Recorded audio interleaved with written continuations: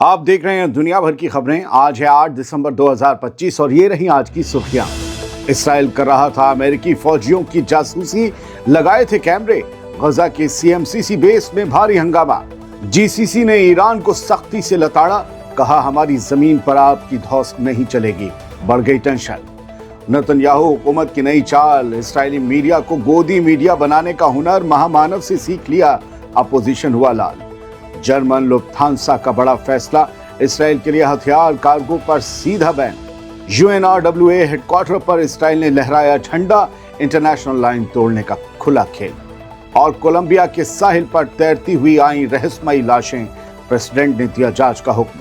یہ تھیں کچھ ہیڈ لائنز، ان کے علاوہ بھی ہیں کئی اہم خبریں۔ آزاد بول انڈیا میں آپ کا خیر مقدم ہے، میں ہوں عادل خان آزاد اور یہ ہے اسپیشل پرائم ٹائم شو دنیا بھر کی خبریں۔ تو چلیے شروع کرتے ہیں تفصیل سے خبروں کا یہ سلسلہ۔ اسرائیل امریکہ کی جاسوسی کرتے ہوئے پکڑا گیا ہے۔ غزہ سے لگتے ہوئے CMCC بیس پر اسرائیل کی ریکارڈنگ نے واشنگٹن کو ہلا کر رکھ دیا کہ بھیا یہ ہماری بھی کر رہا ہے، اور لوگ کہہ رہے ہیں کہ ایسا کوئی سگا نہیں جسے اسرائیل نے ٹھگا نہیں۔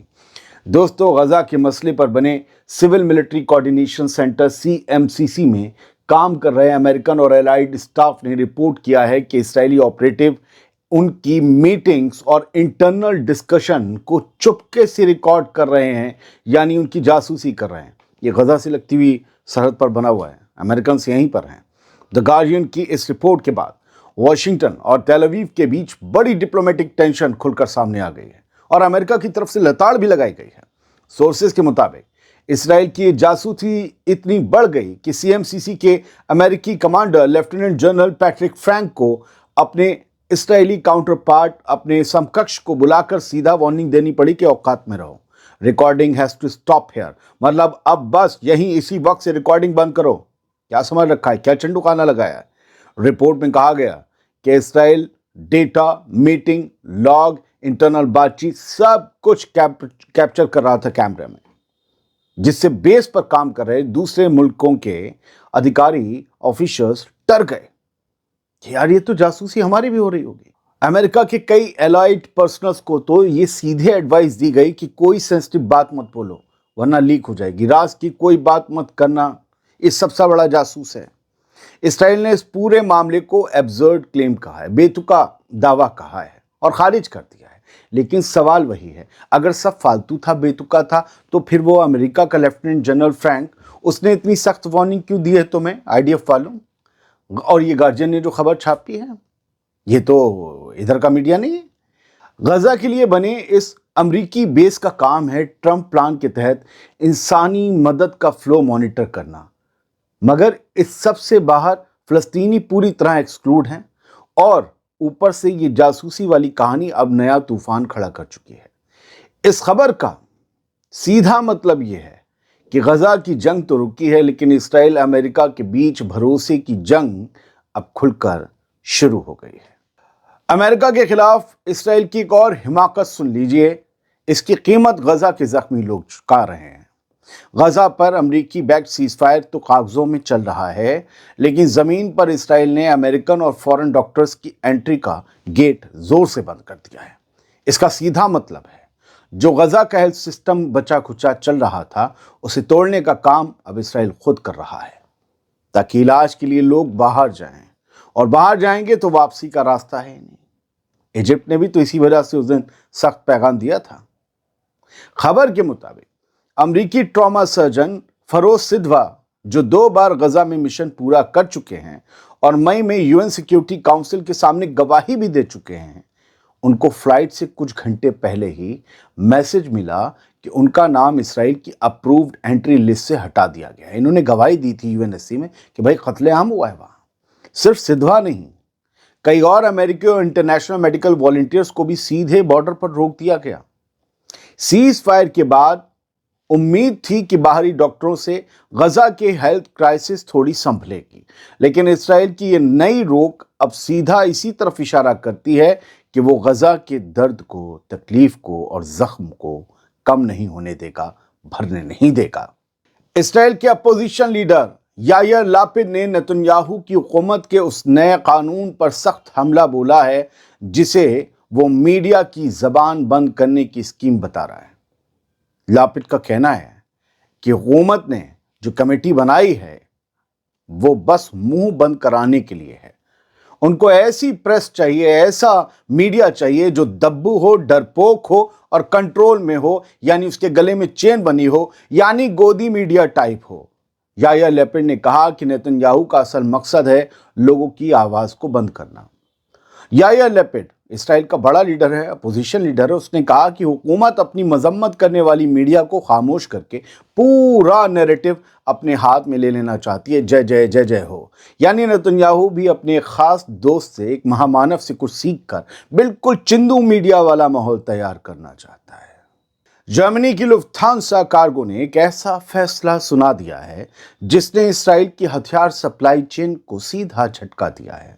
कंपनी ने ऐलान किया है अब से इसराइल के लिए हथियार और मिलिट्री इक्विपमेंट की ढुलाई पूरी तरह से बैन। क्यों?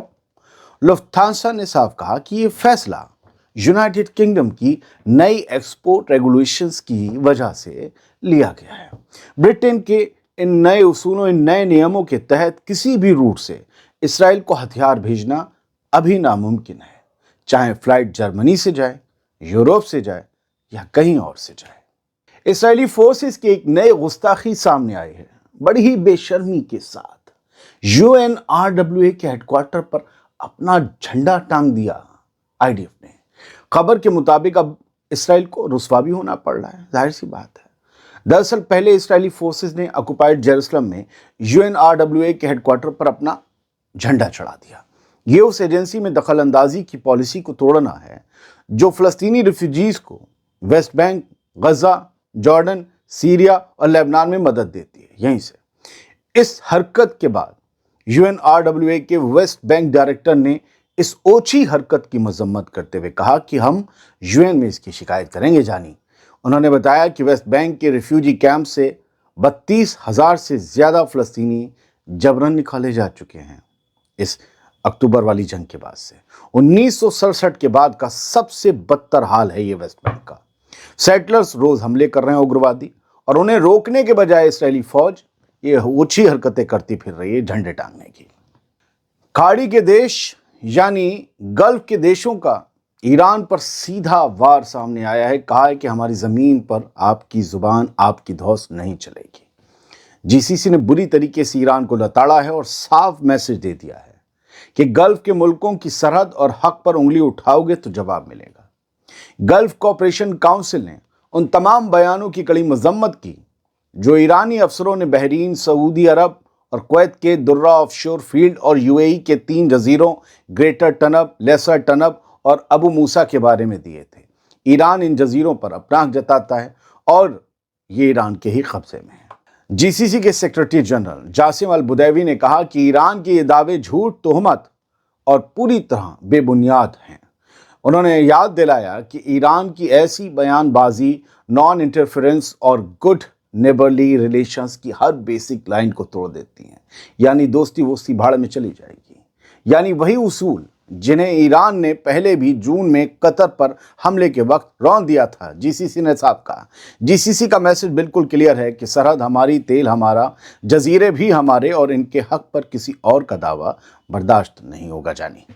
दोस्तों, आप याद रखिएगा कि ये वो मुद्दा है जिसको लेकर ईरान की तरफ से भी लगातार बयानबाजी आ रही है और दोनों तरफ बढ़ रही तानातनी एक नई टेंशन को जन्म दे सकती है।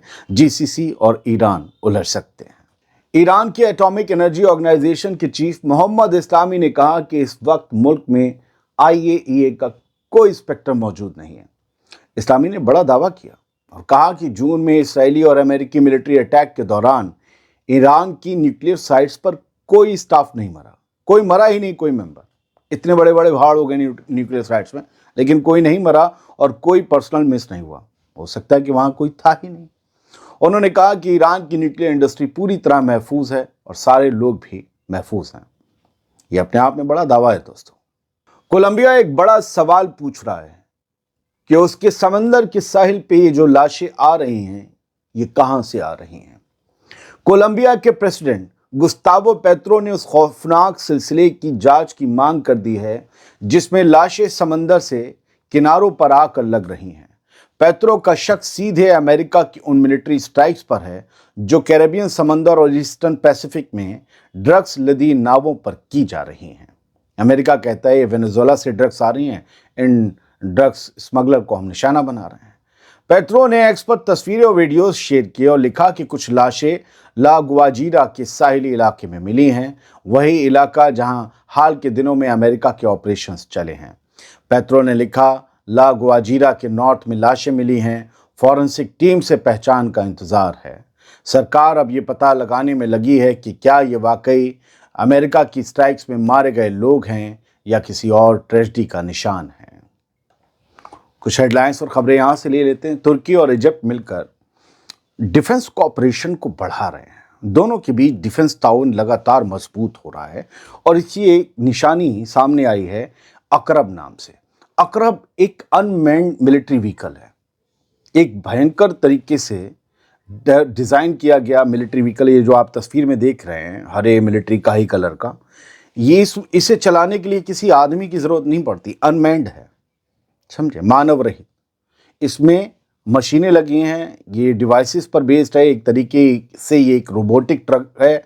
इसमें मशीन गन, अल्लम बल्लम, बर्छी, चाकू, जो भी हथियार हो सकते हैं वो सब फिट है और ये सीधे कमांड पर जो है वो अपने दुश्मन को उड़ा देगा।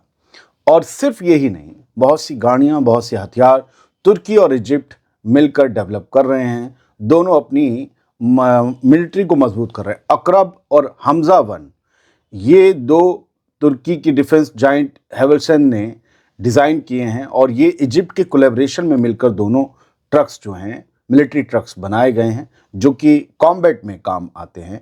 एडेक्स 2025 इजिप्ट डिफेंस फेयर लगा हुआ था, वहाँ पर इनकी नुमाइश करके दुनिया को अपनी ताकत का मुजाहरा दिखाया गया। रोहिंग्याज के लिए एक अच्छी खबर है। यूनाइटेड किंगडम और कतर, उन दोनों ने जॉइंटली अनाउंस किया है कि वो रोहिंग्याज के लिए $11.2 मिलियन की मदद देंगे और इनके अलावा जो कम्युनिटीज़ उन्हें होस्ट कर रही हैं उनकी भी मदद होगी। लेकिन ये मदद जो है, रोहिंग्याज जो हैं लगभग 13 लाख बताए जाते हैं कि हैं बांग्लादेश में, लेकिन जो कॉक्स बाज़ार है ढाका का, वहाँ पर 6,47,000 रोहिंग्या हैं। उन 11 लाख से ऊपर की जो तादाद है उनमें से 11.2 लाख, ठीक है, 3 लाख। तो इन लोगों को जो है मदद मिलेगी कतर की तरफ से, ब्रिटेन की तरफ से, लेकिन गैस की शक्ल में। एलपीजी मिलेगी इन लोगों को मुफ्त में और इनकी मदद का एक दूसरा मकसद ये भी है कि इससे एनवायरनमेंट की भी मदद होगी, क्योंकि वहाँ पर लकड़ियाँ, झाड़ झक्कोड़, पत्ते जलाए जा रहे हैं, उससे एनवायरनमेंट को बहुत ज़्यादा नुकसान हो रहा है। तो फिलहाल ये मदद दी जाएगी। इसके अलावा सीरिया जो है वो बशर अल-असद के भागने और उसकी रिजीम के गिरने की पहली सालगिरह आज पहली सालगिरह मना रहा है पूरा सीरिया। अलग अलग शहरों में जहाँ जहाँ से भागती गई उसकी फ़ौज 5, 6, 7 तारीख को वहाँ जश्न मनाया गया। आज पूरा सीरिया सड़कों पर है, जश्न मना रहे हैं लिबरेशन का, आज़ादी का, उस दौर के ख़ात्मे का जिसके ख़िलाफ़ वो लड़ते रहे लंबे वक्त से। और बशर अल-असद और उसके जो वालिद थे, उसका 40 साल का जो दौर था उसमें कहा जाता है बहुत जुल्म हुए। कोई भी हुकूमत हो, चाहे ये हो अल-शरा, इनके इस दौर में भी होगा, दूसरों पर शुरू भी हो चुका है। तो उस दौर में बड़े जुल्म हुए और उस दौर के जुल्म के ख़ात्मे के ख़िलाफ़ आज ये जश्न सीरिया की सड़कों पर है। हालांकि बड़ी तादाद में लोग हैं।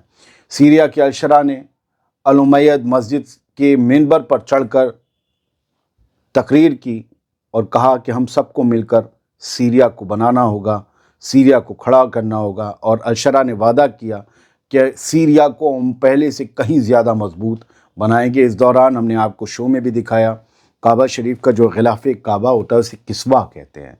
तो सऊदी के क्राउन प्रिंस मोहम्मद बिन सलमान ने एक बहुत बड़ा पीस उस किस्वा का इन्हें तोहफे के तौर पर भेजा था। ये जो तारीख़ी मस्जिद है उमैयद मस्जिद दमिश्क की, इसमें इन्होंने एक ख़ास जगह बनवा कर अल-शरा ने उस किस्वा को रखा है और वादा किया है कि हम अरब नेशन से भी और बाकी दुनिया से भी अपने ताल्लुकात वसी करेंगे और सीरिया को तरक्की की राह पर लेकर जाएंगे।